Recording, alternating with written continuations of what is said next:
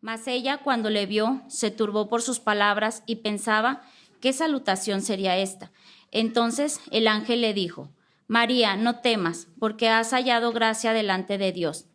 Y ahora concebirás en tu vientre y darás a luz un hijo y llamarás su nombre Jesús. Este será grande y será llamado Hijo del Altísimo, y el Señor Dios le dará el trono de David su padre, y reinará sobre la casa de Jacob para siempre, y su reino no tendrá fin. Entonces María dijo al ángel: ¿Cómo será esto? Pues no conozco varón. Respondió el ángel, le dijo: El Espíritu Santo vendrá sobre ti, y el poder del Altísimo te cubrirá con su sombra, por lo cual también el santo ser que nacerá será llamado Hijo de Dios. Y he aquí tu parienta Elizabeth, ella también ha concebido hijo en su vejez, y este es el 6º mes para ella, la que llamaban estéril. Y porque nada hay imposible para Dios, entonces María dijo: He aquí la sierva del Señor, hágase conmigo conforme a tu palabra. Y el ángel se fue de su presencia. Palabra de Dios. Amén. Amén. Acompáñame a orar.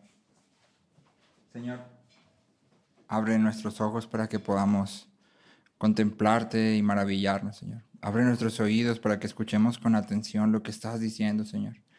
Y ensancha nuestros corazones, Padre, para que podamos andar por tus sendas. Te lo rogamos en el nombre de Jesús. Amén. Pueden tomar su lugar.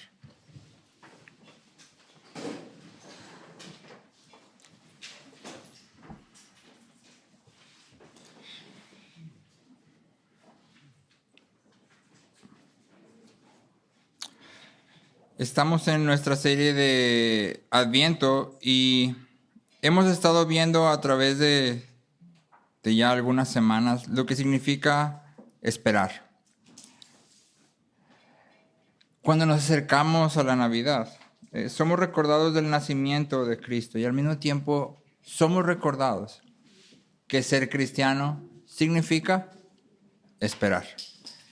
Muchas veces esta espera es muy larga, pero finalmente es a lo que hemos sido llamados. Y si tú y yo somos sinceros, esperar a veces es muy difícil. Sobre todo cuando estamos en medio de la angustia y clamamos a Dios y parece que Dios no responde y la instrucción es la misma, tienes que esperar. Y es sumamente difícil. Y luego agrégale que además de tener que esperar, no solo es esperar sin hacer nada, sino que Dios te llama a hacer ciertas cosas mientras esperas. Es decir, para la esposa que espera que su esposo sea creyente, en medio de esa espera, Dios dice: sométanse a su marido, a su esposo. Imagínate entonces, aparte de que estás esperando, tienes algo que hacer. Para los padres cuyos hijos no han venido a Cristo, aparte de que tienes que esperar que Dios haga lo que tú no puedes hacer, la Biblia nos llama: instrúyanlos, críenlos en la instrucción del Señor. No los provoquen a ira, siembren semilla. Y entonces no nada más es esperar. Y no nada más es estar en una confrontación directa con el pecado que sale de ellos y el pecado que sale de nosotros, sino que además tienes una tarea que hacer. Y para todos los que estamos aquí, mientras venimos y ofrecemos nuestras peticiones a Dios, y mientras esperamos, Dios siempre nos llama a hacer algo. Y entonces esperar es muy difícil. Aunque sabemos que Dios cumple sus promesas, y como ahorita lo decía bien Liz, Dios no nos pide fe sin mostrarnos que Él es confiable, todopoderoso, bueno. Y lo sabemos, todos sabemos aquí que Dios es confiable, todopoderoso, bueno. Todos sabemos, ¿verdad? Pero en medio de la angustia, muchas veces parece que no es tan bueno. O que no es tan todopoderoso, porque si fuera todopoderoso, ¿por qué no lo cambia todo ya? En medio de todo esto, tú y yo muchas veces nos agotamos. Y esta semana que hemos estado platicando, he visto en mí y he visto en algunos de ustedes esta sensación de: ya no puedo más. Apenas ya me estoy arrastrando así como: ya, por favor, que se acabe. Y el autor de Hebreos nos da un consejo para esto. El autor de Hebreos dice en Hebreos 12:3. Consideren pues a aquel que soportó tal hostilidad de los pecadores contra él mismo, para que no se cansen ni se desanimen en su corazón. ¿Cuántos están cansados? Yo estoy cansado. ¿Cuántos están desanimados? Yo he estado desanimado esta semana. Y el autor de Hebreos nos da un consejo. Estás cansado y desanimado. ¿Sabes qué deberías de hacer? Mira a Cristo. Te sientes al final de tus fuerzas y estás necesitando que alguien te salve ya. Para ayer, por favor, porque ya no puedo más con esto.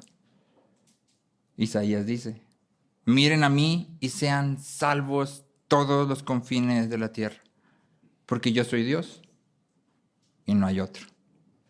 Así que mientras nos estamos acercando más hacia la fecha de Navidad, queremos poner nuestra mirada en Cristo. Porque no queremos cansarnos y no queremos desanimarnos. Queremos de Él recibir fuerzas para seguir esperando fielmente. Y entonces, en esta porción específica, queremos poner nuestra mirada en la llegada de Cristo. Y esto debería ser súper emocionante para nosotros, porque ¿recuerdas que vimos en Mateo la genealogía? Han pasado miles de años y el pueblo está esperando que el Mesías venga. Y de repente tenemos esta escena.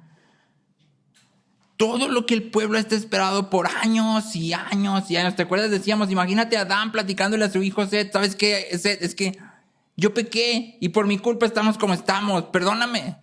Sí, pero Dios ha prometido corregirlo todo. Y luego se pasa esa historia de Seth al que sigue, al que sigue, al que sigue, al que sigue. Y todos están esperando una sola cosa. Que el Mesías venga. Así que mientras leemos, por favor, no pierdas el asombro de la porción. Porque ya sabemos que Jesús vino. Y ya sabemos que Jesús nació. Y entonces lo leemos y es como, sí, ya me lo sé, pues vino el ángel, hasta salí en la pastorela yo una vez, ahí en la obra de la iglesia, yo era el ángel y yo le dije. Y se nos hace como, sí, ya, ok, rápido. Pero en realidad estamos viendo en la palabra algo que es asombroso, es impresionante. Nos debería así de, Dios está haciendo algo que nunca había hecho, algo que Él había prometido. Y entonces quiero que avancemos a través de esta narrativa del anuncio, notando tres cosas: el recipiente, el milagro y la respuesta. El recipiente, el milagro y la respuesta. Entonces, número uno, el recipiente. Cuando empezamos a hablar del recipiente, este elemento en esta narrativa nos presenta una pregunta a ti y a mí. ¿Qué tan importante eres? Del 1 al 10. ¿Qué tan importante eres? 10. ¿Qué tan indispensable eres? Podemos decir muchos números, pero lo cierto es que en nuestro caminar muchas veces nos sentimos como indispensable -2. O sea, si yo no estoy, no hace ninguna diferencia. Y luego a veces rayamos en el otro lado, ¿no? Si yo no lo hago, nadie lo hace. Creemos que somos totalmente indispensables. Sí. Y esta historia entonces nos pregunta, en este elemento, nos hace esta pregunta: ¿qué tan importante eres? Entonces, fíjate bien, Lucas nos dice que en el 6º mes del embarazo de Elizabeth, Gabriel viene a una ciudad que se llama Nazaret, ¿sí?, a buscar a una joven llamada María. No leímos la porción de atrás, pero justo atrás de esto hemos tenido el anuncio del nacimiento de Juan. Y lo que Lucas está haciendo aquí cuando juntas las dos cosas es un ejercicio de contraste descendente. Es decir, cuando se viene a anunciar el nacimiento de Juan, ¿a dónde va el ángel? A Jerusalén, ¿no? A la ciudad más importante. ¿Con quién habla el ángel? Antes, para Juan, habla con Zacarías, el sacerdote. ¿Sí? Y entonces tenemos de este lado un anuncio que es en la ciudad más importante de todo Israel, dado a uno de los hombres con el mayor prestigio, hombre. Y luego inmediatamente tenemos un anuncio, dado a un pueblito de quién sabe dónde. ¿Te acuerdas que en Juan leímos que Natanael dice, ay, ¿a poco algo bueno puede salir de Nazaret? Nazaret era ese pueblo. Sí. Y entonces el ángel va al pueblo que, así, al que a nadie le importa, que nadie sabe ni siquiera que existe, con una joven mujer. O sea, en una sociedad patriarcal, esto en un contraste totalmente impactante. Esto es sorprendente. El ángel está llegando con María, que era una joven pobre, sin educación. Seguramente los historiadores dicen que como estaba comprometida para casarse, estaría rondando apenas los 15 años, según la cultura en lo que estaba. Y entonces está yendo con apenas una muchachita que no sabe nada en términos de prestigio, influencia y poder. ¿Sí? Un pastor llamado Ken Hughes dice, el ángel viene a una don nadie en un pueblo sin importancia en medio de la nada. Dios pudo haber ido a Jerusalén. Dios pudo haber mandado al ángel a escoger a una doncella en la ciudad más importante, que fuera rica, educada, que tuviera siervos que estuvieran ahí atendiéndola, que tuviera dinero, poder, influencia. Dios pudo haber escogido a cualquiera, ¿cierto o no? Y cuando Dios puede escoger a cualquiera, escoge a la doncella más humilde del pueblo más olvidado. Dios pone sus ojos en la persona en que nadie se fijaría. Y entonces fíjate bien, el ángel se presenta frente a María y le dice esto, le dice, salve muy favorecida, el Señor está contigo, bendita eres tú entre las mujeres. Imagínate ese saludo. Lucas nos dice que María se inquieta. Y esto es sorprendente porque generalmente cuando vemos un ángel que aparece, todas las personas en la Biblia, cuando el ángel se aparece, se inquietan. Porque ven un ángel y dicen, ay, ¿qué es esto? Pero María no se inquieta por ver al ángel, sino que María se inquieta por las palabras. Lucas nos dice que son las palabras lo que a María le causan como un, ¿qué significa esto? ¿Sí? Viste ahí que dice, y María se preguntaba, ¿qué tipo de saludo es este? ¿Por qué él está diciendo esto? La palabra favorecida que el ángel usa aquí es una que viene de la palabra griega para gracia, exactamente de donde mismo. Y significa ser tratada con bondad no merecida. Y entonces cuando el ángel viene y le dice, eres muy favorecida, le está diciendo, estás siendo tratada con una bondad que no te mereces. Estás siendo tratada con una bondad que no te mereces. Aquí hay un punto importante. Nota que la Biblia nunca dice que María es alguien que tiene gracia para dar. Eso no es lo que la Biblia dice, ¿sí? La Biblia nos dice que Dios ha mostrado gracia hacia María, sino que María tiene gracia para dar. La Biblia nunca dice que María fue sin pecado, nunca nos dice que se mantuvo virgen y nunca nos dice que es capaz de interceder por otros. Lo que sí nos dice es que en medio de un pueblo irrelevante, Dios viene y da gracia. Dios viene y trata a esta joven con un favor que esta joven no merece. Lutero parafrasea así las palabras del ángel para ayudarnos a entender. Lutero dice, estas son las palabras del ángel. María, eres bendecida, tienes un Dios bondadoso. A ninguna mujer que ha vivido sobre la tierra, Dios le ha mostrado tal gracia como a ti. Eso es lo que el ángel está diciendo. Todo el énfasis está en el Dios que está mostrando gracia, que está mostrando favor, que está mostrando bondad. Ahora la pregunta clave es, ¿por qué? ¿Por qué María? ¿Por qué de todas las mujeres que existían, de todas las jóvenes vírgenes que había por ahí? ¿Por qué María? La única respuesta que podemos dar es porque Dios quiso. No hay ninguna otra respuesta, no hay nada en María, por eso le estoy diciendo, eres muy favorecida. O sea, es decir, no hay nada en ti que haga que Dios te elija. Es que nada más es que Dios quiso elegirte. Dios quiso elegirte y por eso está mostrando su favor hacia ti. Ahora una pregunta, volviendo a la pregunta del principio. ¿Qué tan importante era María para la sociedad en la que vivía? Cero. Cero. ¿Qué tan importante se vuelve a partir de ahí? Es decir, viene el ángel y le dice esto, y a partir de ahí, ¿qué tan importante se vuelve María en medio de la sociedad en la que vive? Nada. Su importancia en medio de la sociedad no cambia. De hecho, podríamos argumentar que incluso podría haber disminuido antes de subir. Sí. Pero ahora sí la pregunta importante. ¿Qué tan importante es María para la historia más importante de todo el universo? ¿Qué tan importante es María para la historia de Dios? Importantísima. ¿Por qué? Porque Dios la eligió. Esa es la única razón por la que María es importante. Porque Dios la ha elegido. Porque Dios vino y dijo, a ti te voy a mostrar mi favor. Ahora, pregúntate esto a ti mismo, hazlo hacia ti. ¿Qué tan importante eres tú para la historia más grande del universo? La historia más importante del universo. ¿Qué tan importante eres? Inmensamente importante. ¿Por qué? Porque te ha pasado exactamente lo mismo que a María.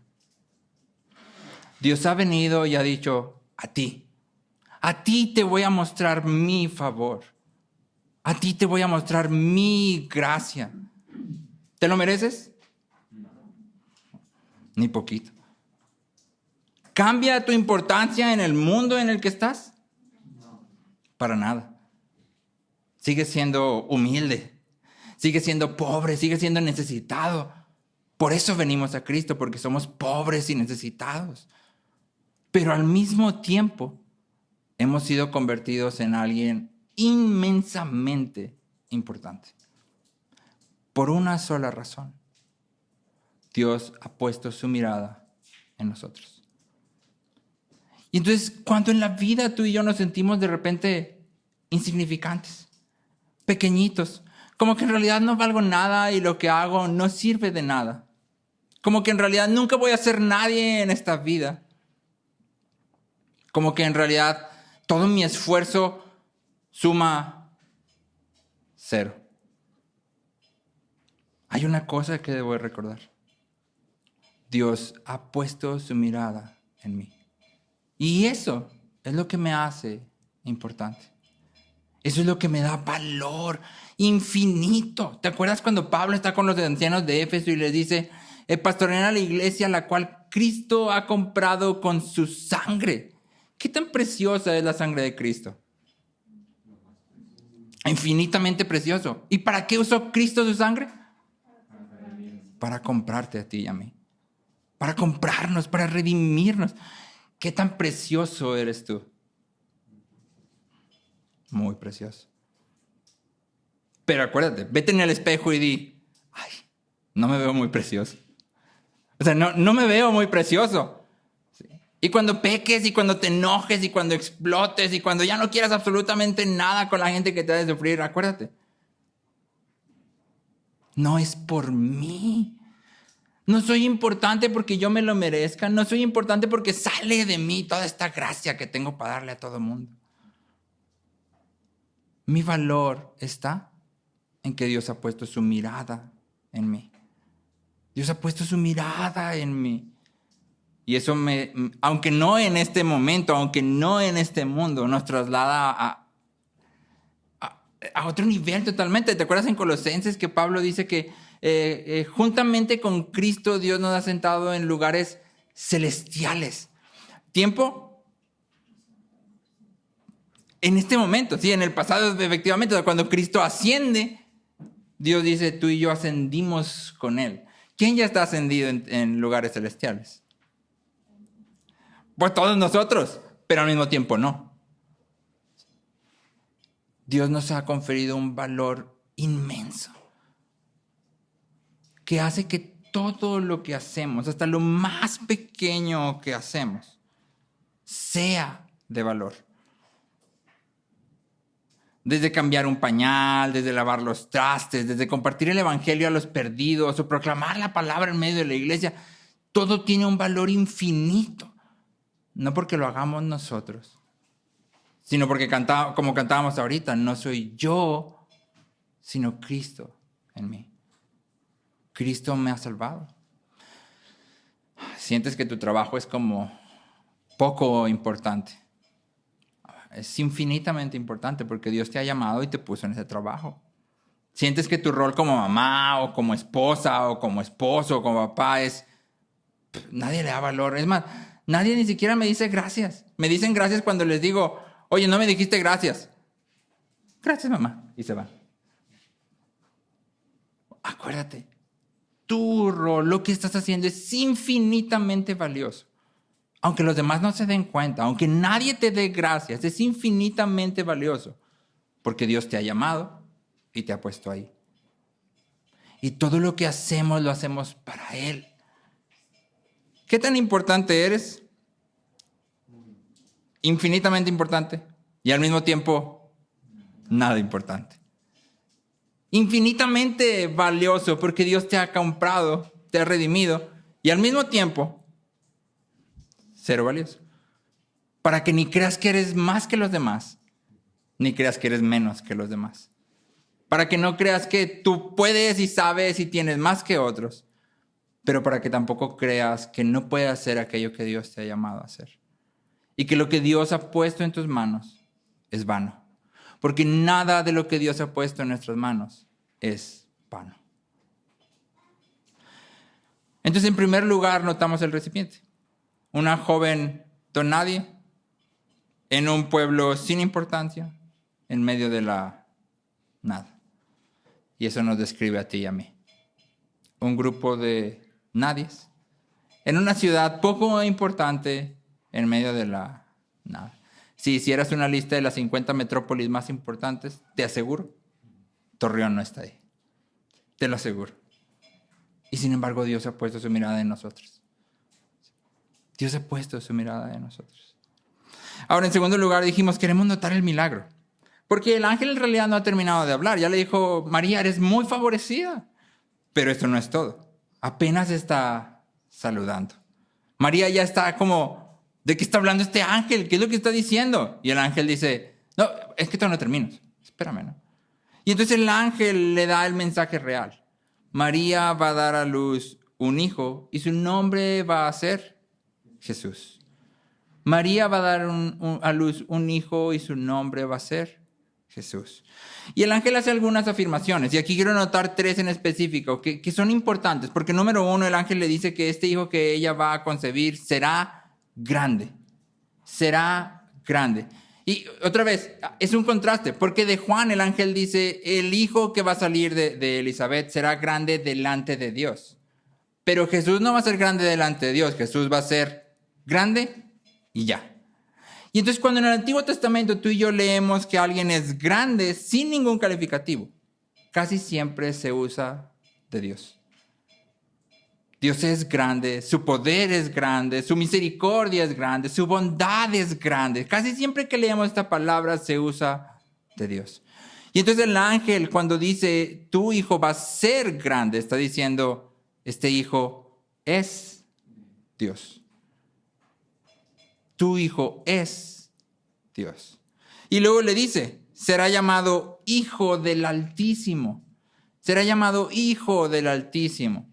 Y esta declaración enfatiza una relación especial y única entre Jesús y el Padre. En el Antiguo Testamento, nadie es llamado Hijo de Dios de la manera que es llamado Jesús. Y para el tiempo en que Jesús viene a la tierra, los judíos no se atrevían a llamarse hijos de Dios. Por eso cuando tú y yo leemos en los evangelios que Jesús dice, el Hijo hace lo que el Padre hace, porque el Hijo solo hace lo que ve al Padre hacer. Y ahí está hablando del mismo, los judíos se enardecen. ¿Por qué? Porque Jesús está diciendo, yo soy hijo de Dios, Dios es mi Padre y yo solo hago lo que lo veo hacer. Pero eso es lo que el ángel está diciendo aquí. Tu hijo, en realidad, es hijo de Dios. Y en tercer lugar le dice, el Señor Dios le dará el trono de su padre David. Y entonces vemos aquí el cumplimiento de la promesa de Dios. ¿Te acuerdas que en el Salmo 2 leemos que las naciones se sublevan, se rebelan contra el Señor y dicen, echemos de nosotros sus cadenas? Y luego dice, pero el Señor se reirá desde lo alto. Él pondrá a su rey en Sión. Bueno, Jesús es el cumplimiento del Salmo 2. Jesús es el cumplimiento de las promesas hechas a David. Jesús es el cumplimiento del Mesías que todo el pueblo había estado esperando y que tú y yo necesitamos. Y el ángel está diciendo, ya llegó. Ya llegó, el cumplimiento de la promesa está aquí. Pero María, obviamente, no entiende cómo va a suceder todo esto. Y si nosotros estuviéramos en su lugar, nos preguntaríamos lo mismo. ¿De qué estás hablando? O sea, ¿cómo es que todo va a pasar, todo esto va a pasar? Y María aparte tiene una pregunta más importante. Bueno, sí estoy comprometida, pero no estoy casada. ¿Cómo es que va a suceder lo que dices que va a suceder? Y Gabriel le dice que el Espíritu Santo la cubrirá. Y este lenguaje del Espíritu Santo de nuevo hace eco del Antiguo Testamento y nos recuerda que el Espíritu Santo ha estado activamente involucrado en todo lo que Dios ha hecho. Desde Génesis 1, ¿recuerdas que Génesis 1 nos dice que en el principio estaban los cielos y la tierra estaba desordenada y el Espíritu se movía sobre las aguas? Y luego sigues avanzando y vemos que el Espíritu estaba en el Éxodo. Cuando vemos que construyen el tabernáculo y de repente cae la nube y llena todo eso. ¿Quién está haciendo todo eso? El Espíritu Santo. Sí. Y luego cuando avanzamos, vemos que el Espíritu Santo va a cubrir a Jesús. Recuerden que Jesús es bautizado y cuando se levanta baja sobre él una paloma. El Espíritu Santo en forma de paloma. Sí. Y luego vemos que es mediante el Espíritu que Jesús es resucitado. El Espíritu Santo obra activamente en todo lo que Dios hace. Y luego avanzas un poco más y llegamos a Hechos. ¿Y quién es el que empodera y capacita a la iglesia para que haga lo que tiene que hacer? El Espíritu Santo. No pases por alto esto. No corras a través del texto, sino detente. El ángel está diciendo algo importante. Ya antes, Dios había abierto el vientre de mujeres estériles. Eso ya había sucedido. Ya había pasado. Pero nunca jamás una virgen había concebido.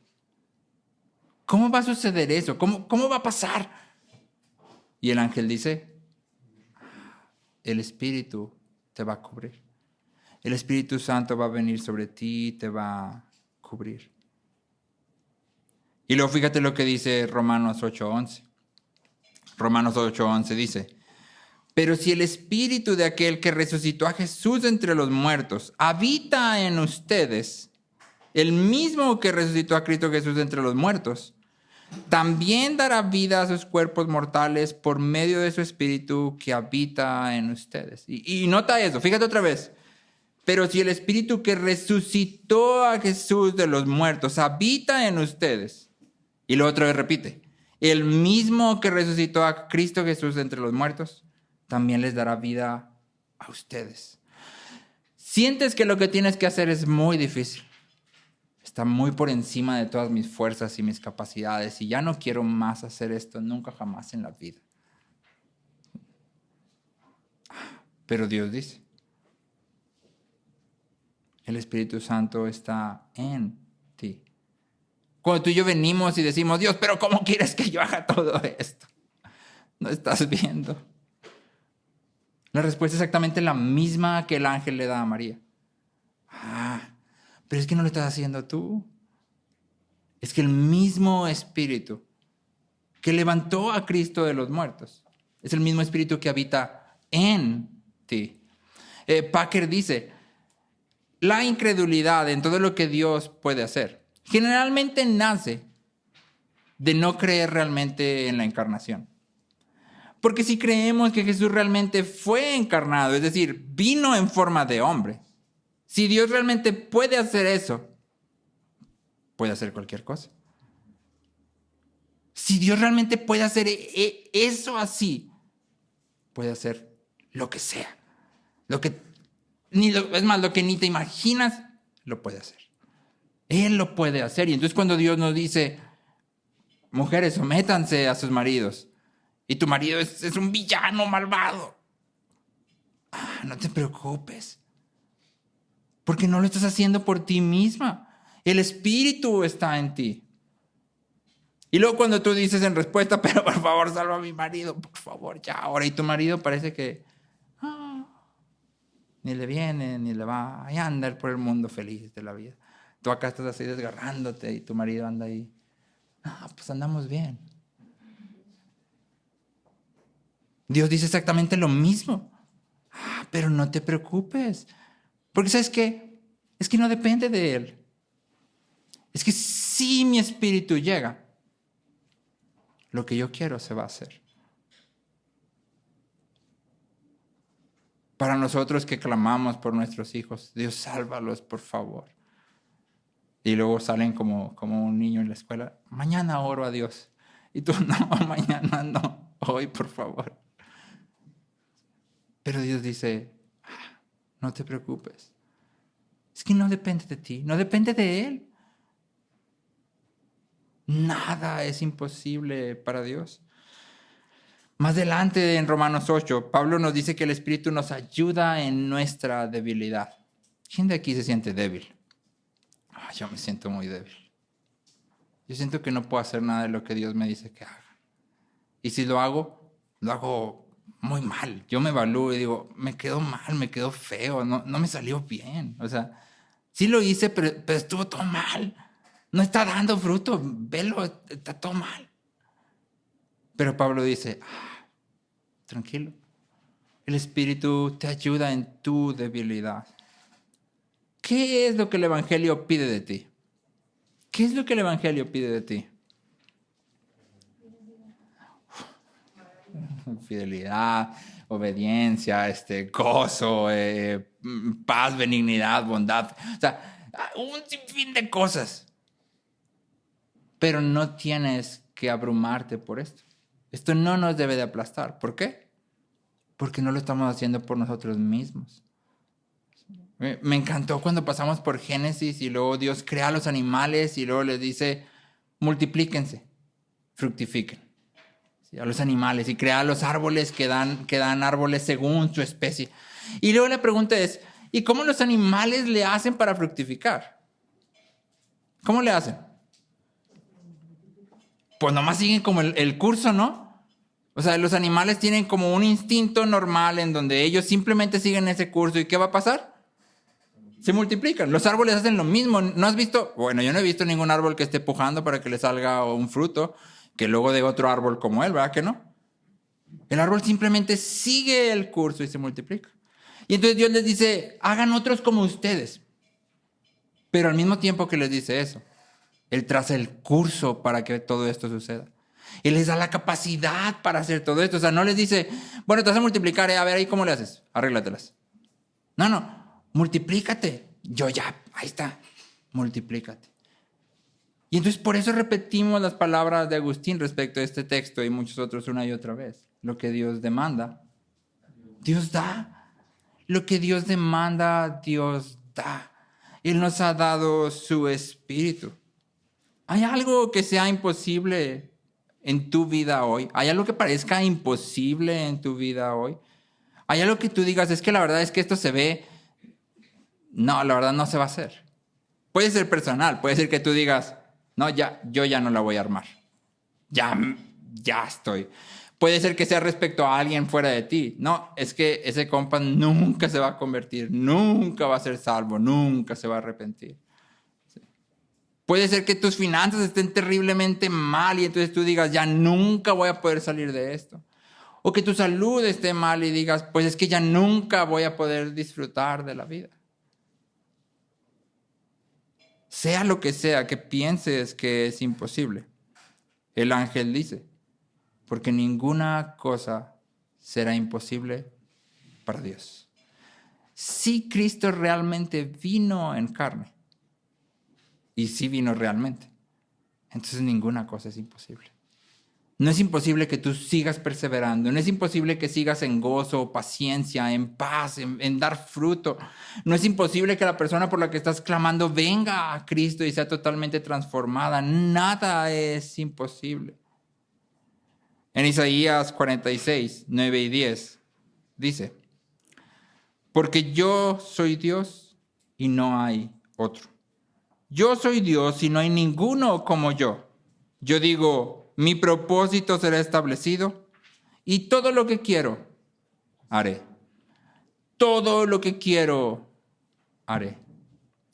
¿Hay algo que pueda resistirse a la voluntad de Dios? ¿Puedes tú resistirte a la voluntad de Dios de manera que Dios diga, yo quería hacer esto, pero ya no va a poder? ¿Puedes? No. Nadie puede. Dios dice, mi propósito será establecido y todo lo que yo quiero, haré.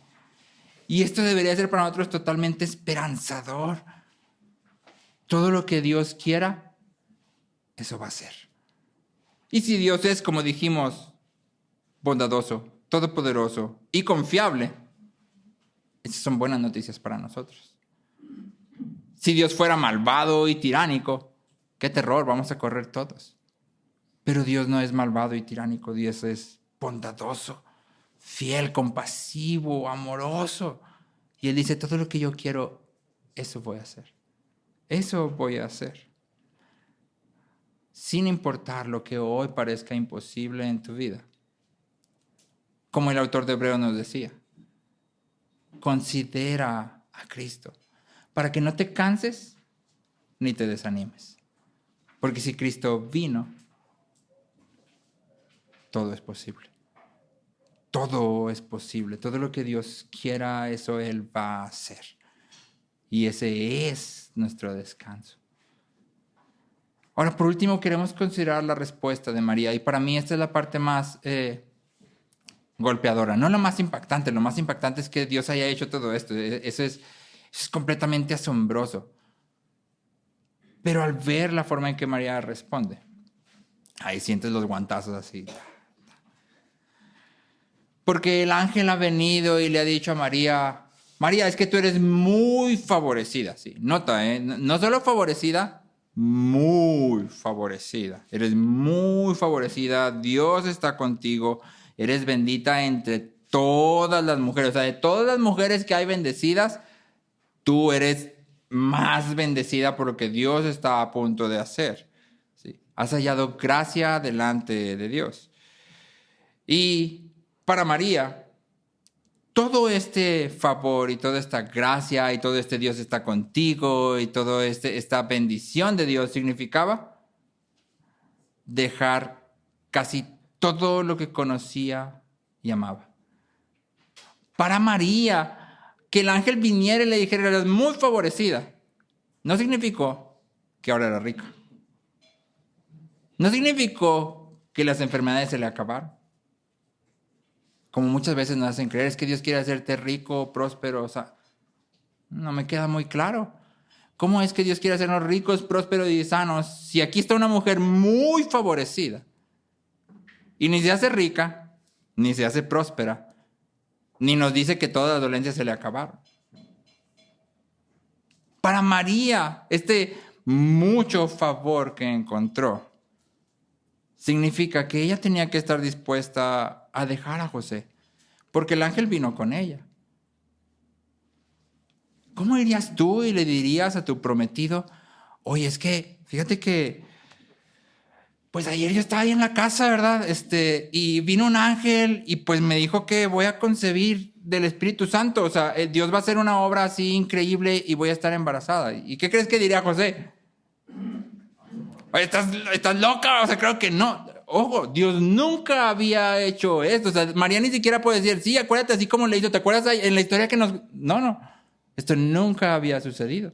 Y el ángel no le dice, no te preocupes, ya terminé de darte el anuncio, ahorita voy con José. Sí, no, todo va a estar... No le dice eso, ¿verdad que no? De hecho, no le dice nada. Simplemente le da el anuncio y se va. Se acabó. O sea, si María tenía dudas, ahí se quedaron. Si María todavía quiere decir, oye, pero lo puedo pensar un poco. Él ya se fue. Él ya dio el mensaje. Se acabó. Para María esto significaba que tenía que estar dispuesta a dejar su reputación. ¿Quién le iba a creer que estaba embarazada por una obra del Espíritu Santo? ¿Quién? Nadie.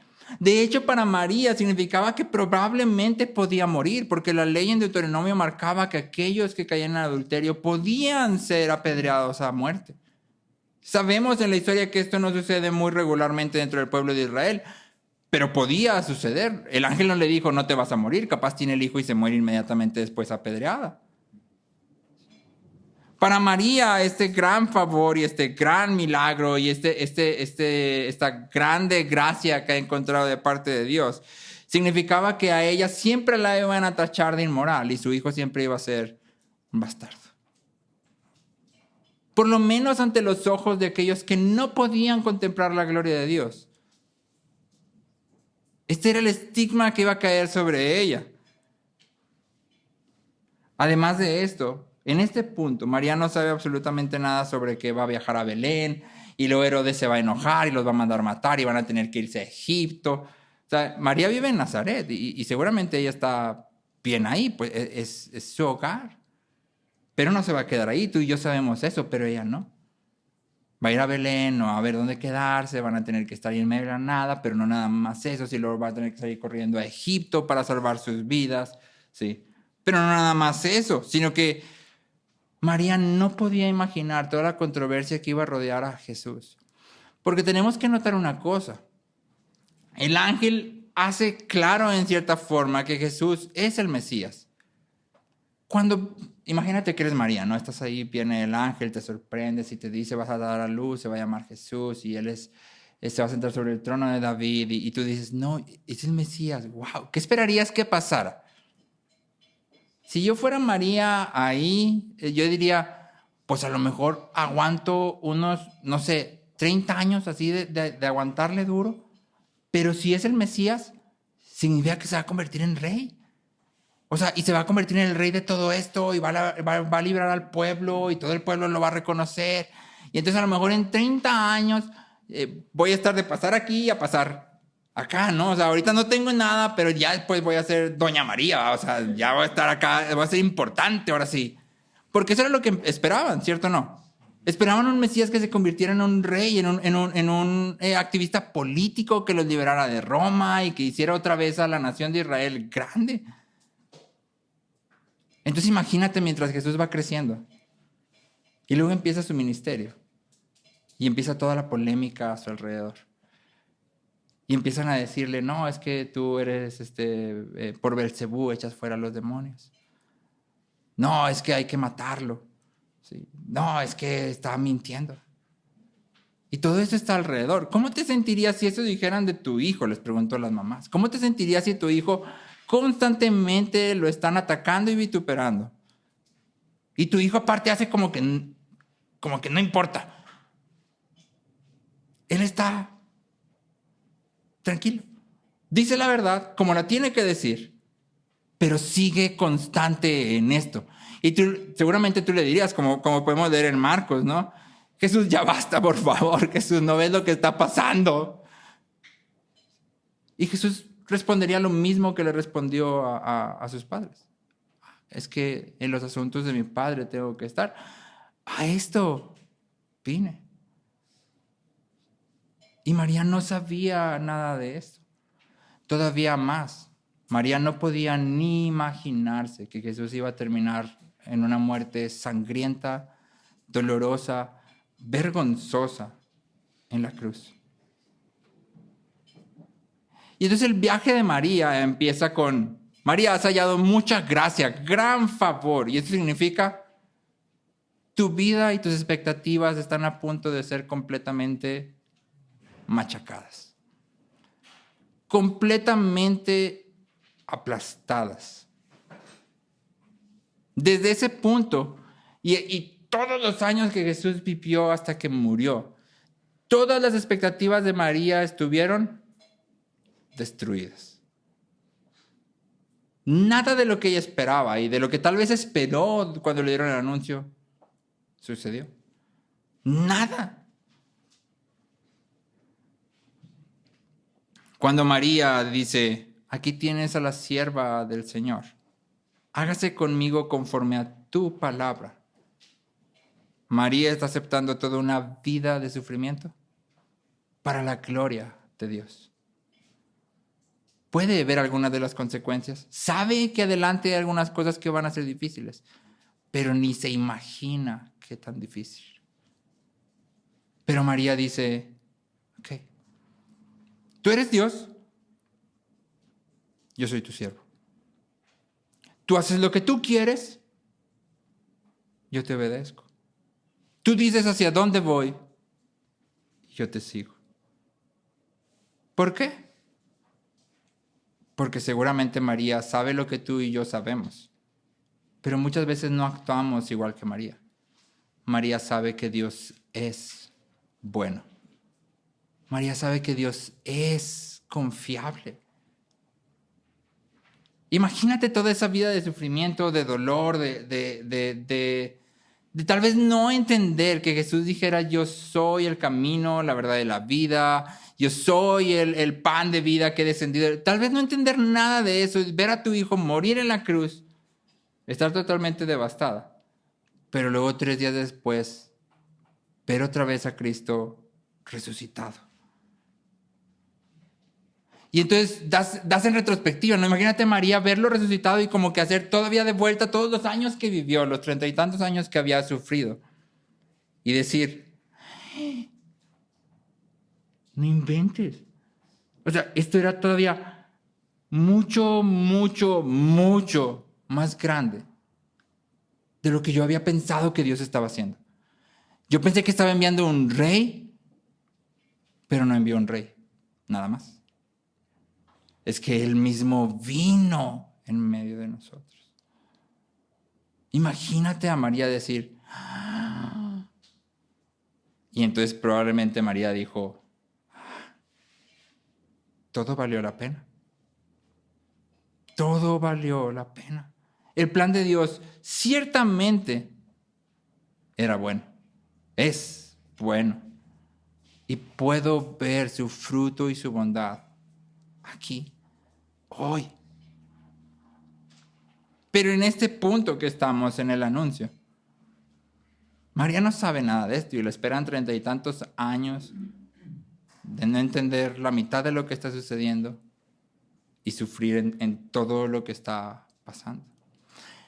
Y la pregunta es, ¿cómo María puede hacer esto? ¿Cómo María puede decir, aquí está tu sierva, haz lo que tú quieras, y luego perseverar hasta el final de todo este viaje? ¿Cómo María puede hacerlo y cómo nosotros podemos hacerlo? ¿Cómo podemos decirle a Dios, aquí está tu siervo, haz lo que tú quieras hacer? Y luego perseverar hasta el final del viaje, pero lo que no quiero hacer es decirlo, ¿verdad? Venimos a la iglesia, cantamos unas canciones bien llegadoras, lloramos y decimos, sí, aquí está tu siervo. Pero luego vamos mañana a la casa y regresamos a la realidad y, no, es que ya no puedo. ¿Cómo hacemos para decir, aquí está tu siervo?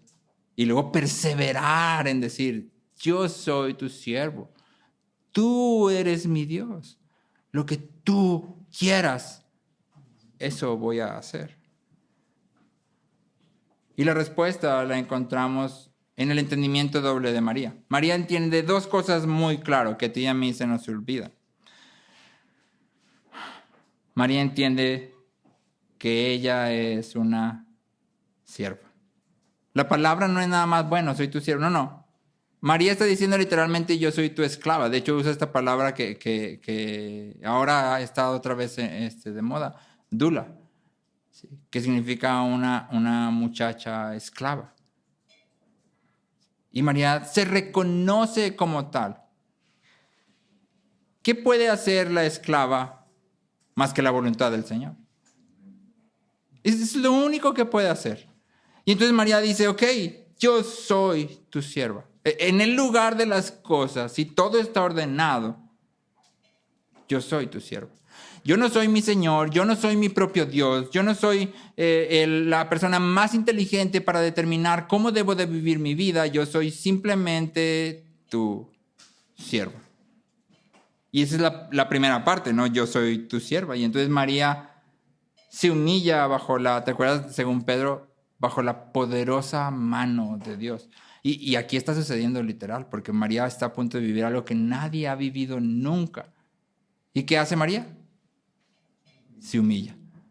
María se humilla. Y confía en Dios para su relación con José, para su sufrimiento, para la angustia que sigue, para su reputación. Y esto es lo segundo que María entiende. Dios es Dios y Él es bueno. Dios es Dios y Él es bueno. No es bueno en un sentido que no entendemos, porque sí, María iba a sufrir, pero al final de todo, María iba a poder decir, ¡wow! No fue como que nunca se dio cuenta que Dios era bueno. Sabía en este momento que Dios es bueno. Y al final de este viaje iba a estar todavía más segura de que Dios es bueno. ¿Qué hay en el intermedio? Sufrimiento, dolor, seguramente muchas preguntas, muchas decisiones que no saber qué hacer, si decirle a Jesús que ya por favor o seguirlo apoyando. Pero al principio y al final hay una segura convicción que seguramente acompañó a María de decir, Dios es bueno. Él es Dios y Él es bueno. Yo puedo confiar en Él. Y entonces la pregunta aquí para ti y para mí es, ¿puedes confiar en Dios? O lo volteo. ¿Es Dios confiable? ¿Es Dios confiable? Es una persona que si tú dices, bueno, voy a creerle y voy a hacer lo que Él dice, ¿los resultados van a ser buenos? Con mis niñas hay ciertas personas con las que yo nunca las dejaría ir. ¿Sí? Generalmente personas que no conozco muy bien. ¿Sí? A veces andan ahí en la cerrada en el parque y luego, ¿podemos ir a casa de fulanito? No. ¿Pero por qué? No los conozco.